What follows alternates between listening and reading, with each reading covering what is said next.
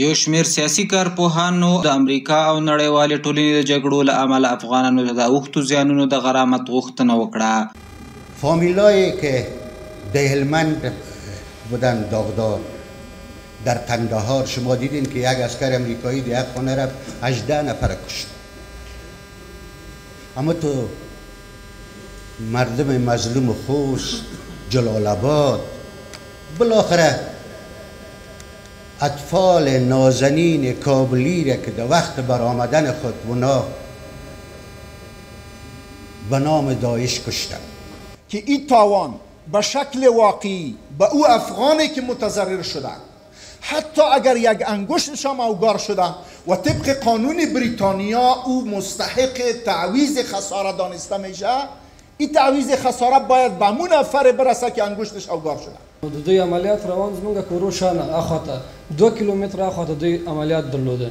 موږ ولسوالۍ سره نږدې استو، بیخي نږدې استو، ټول یو 100 متره فاصله هم نه لري چاردرې ولسوالۍ کې.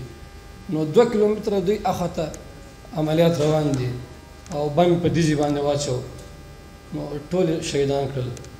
دغه سیاسي کارپوهانو په کابل کې په یوه خبري ناسته کې رسنیو ته وویل چې امریکا او ناټو په تیرو 20 کلونو کې د هیواد په بېلابېلو سیمو کې بې ګناه افغانان وژلي، مالي زیانونه یې اړولي، د خلکو په کورونو یې چاپې وهلي، کلي کورونه او مسجدونه او مدرسې یې بمبار کړي او باید امریکا او نور نړیوال افغانانو ته دغه زیانونو غرامت ورکړي.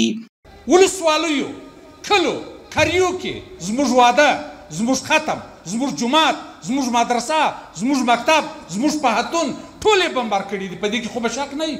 او خارجه او امریکایانو او ملګرو ملتونو، خو ته د بشر د حقوقو ډول وایې، هغه ستا په قانون کې راکړه زما حق.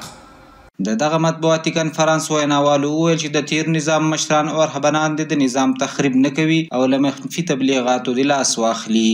صاحب ستا شاته به ودرېږو، تا خو 20 کاله زموږ پر دغه وژو سواري وکړه.